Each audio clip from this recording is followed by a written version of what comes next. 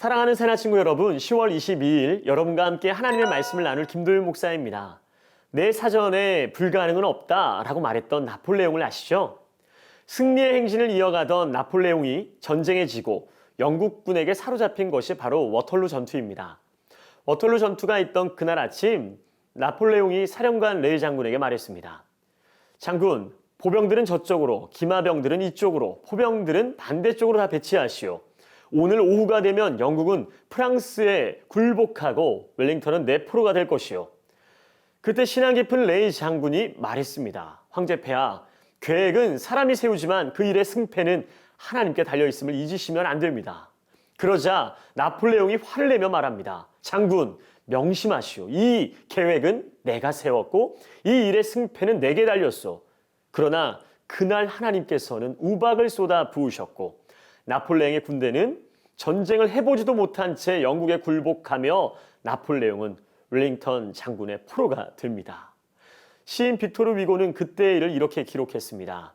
나폴레옹 황제가 그 말을 입 밖으로 쏟았을 때부터 그는 패배하기 시작했다.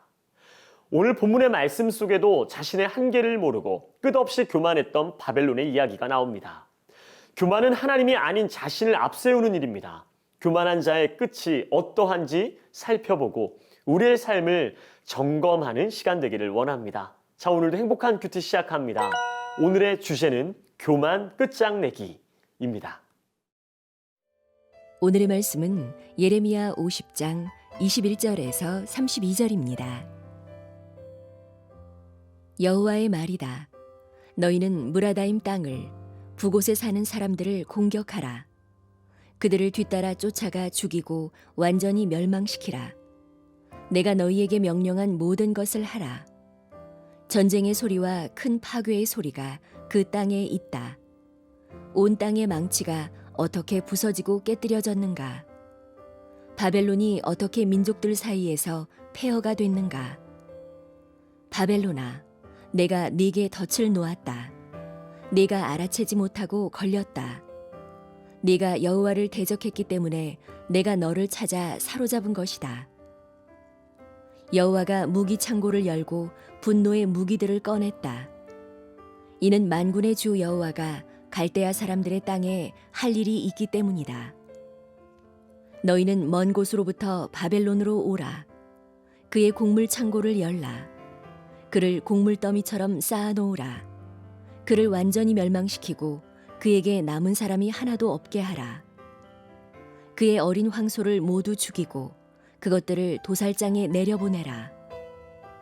그들에게 화가 있도다. 그들의 날, 그들의 처벌의 때가 왔기 때문이다. 바벨론 땅으로부터 도망가고 피신하는 사람들의 소리가 있어. 우리 하나님 여호와의 복수, 곧 주의 성전을 파괴한 이들에 대한 복수를 시온에서 선포한다. 활 쏘는 사람들을 바벨론에 불러 모으라. 모든 활을 당기는 사람들아, 바벨론 주변을 둘러 진을 치고 아무도 도망가지 못하게 하라. 그의 행위대로 그에게 갚아주라. 그가 한 대로 그에게 해주라. 이는 그가 이스라엘의 거룩한 분 여호와께 교만하게 행동했기 때문이다. 그러므로 그의 젊은이들이 광장에서 쓰러질 것이고 그의 모든 군사들이 그날에 멸망당할 것이다. 여호와의 말이다. 만군의 주 여호와의 말이다. 보라, 교만한 사람아, 내가 너를 대적하고 있다. 이는 내 날, 곧 내가 너를 처벌할 때가 왔기 때문이다. 교만한 사람이 걸려 넘어질 것이나 그를 일으킬 사람이 없을 것이다. 내가 그의 성읍들에 불을 지를 것이니 불이 그 주변의 모든 것을 다 삼킬 것이다. 본문 23절과 24절 말씀을 함께 읽겠습니다. 온 땅의 망치가 어떻게 부서지고 깨뜨려졌는가? 바벨론이 어떻게 민족들 사이에서 폐허가 됐는가? 바벨론아, 내가 네게 덫을 놓았다. 내가 알아채지 못하고 걸렸다. 내가 여호와를 대적했기 때문에 내가 너를 찾아 사로잡은 것이다. 하나님은 무라다임과 북곳이라는 바벨론의 도시를 치게 하시며 바벨론의 싸움과 파멸이 있을 것이고 온 세계의 망치라고 불렸던 바벨론이 삽시간의 황무지가 될 것을 예고하십니다. 실제로 바벨론은 느부갓네살이 죽은 후 7년 동안 왕권이 3번이나 바뀌는 정치적 혼란과 자신들의 신이 태양신인 마르둑이냐 달의 신인 신이냐를 놓고 다투는 종교적 혼란 가운데 거하게 되죠. 이러한 혼란 속이 바벨론은 결국 페르시아의 고레스를 통해 멸망당하고 맙니다.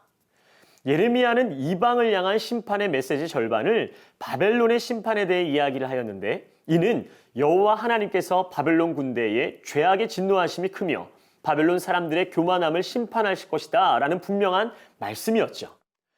바벨론의 심판에 하나님은 직접 가담하시어 병기창을 여시고 분노의 무기를 꺼내시고 주변국을 넘어 먼 나라들까지 불러 모아 바벨론의 식량과 가축을 약탈하게 하고 하나님의 백성이 당한 일을 그대로 갚아주도록 하십니다. 온 세계 모든 나라가 바벨론을 약탈하며 조롱거리가 되게 하신 것입니다. 하나님을 알지 못하는 바벨론의 무지는 교만함으로 이어져 그들의 판단력을 흐리게 했습니다.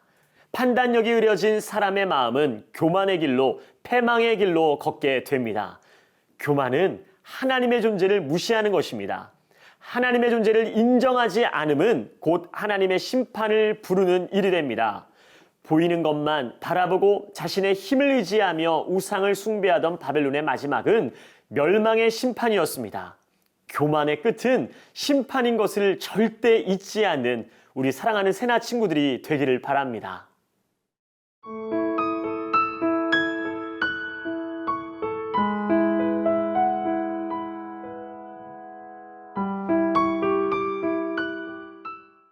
본문 31절과 32절 말씀입니다.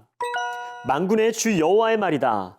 보라, 교만한 사람아, 내가 너를 대적하고 있다. 이는 내 날, 곧 내가 너를 처벌할 때가 왔기 때문이다. 교만한 사람이 걸려 넘어질 것이나 그를 일으킬 사람이 없을 것이다. 내가 그의 성읍들의 불을 지를 것이니 불이 그 주변의 모든 것을 다 삼킬 것이다.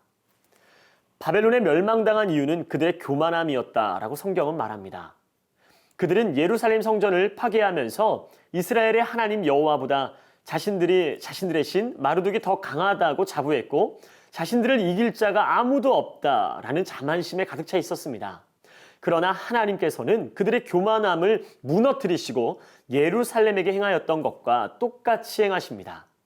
주께서 정하신 주의 날에 그들은 걸려 넘어지나 일으켜줄 사람이 없고 성읍들의 불이 나나 막을 수 없이 주변의 모든 것을 삼키는 것을 보게 됩니다. 하나님을 무시하고 교만했던 자의 최후는 이렇습니다. 우리는 주님 앞에 어떠한 모습으로 서 있나요? 교만이 모든 죄의 근본이라면 겸손은 구원의 원리입니다. 하나님은 예수님을 통해 진정한 겸손에 대해 알려주셨습니다. 우리는 받은 은혜를 기억하며 우리의 죄를 자백하고 주께서 베푸신 큰 은혜 아래 겸손하게 낮아져야 합니다. 낮은 자를 높이시는 하나님을 기억하고 하나님 앞에 겸손하게 서 있는 우리 모두가 되기를 기도합니다. 어느 곤충학자의 연구에 따르면 개미는 자신의 몸에 60배나 되는 먹이를 운반할 수 있다고 하죠. 그러나 60배나 되는 먹이를 운반하는 개미라 할지라도 사람이 볼 때는 한없이 작고 약한 미물일 뿐입니다. 아무리 크고 강한 제국이라 할지라도 하나님 앞에서는 아무것도 아닙니다. 우리가 믿는 하나님은 크고 위대하신 만물의 통치자임을 기억하기를 바랍니다. 그 하나님이 여러분의 아버지가 되심도 잊지 않는 여러분 되기를 바랍니다. 오늘도 겸손히 주 앞에 나아가 그분의 일하심을 보고 누리는 여러분의 삶이 되기를 바라며 오늘도 여러분의 하루를 응원합니다. 함께 기도하겠습니다.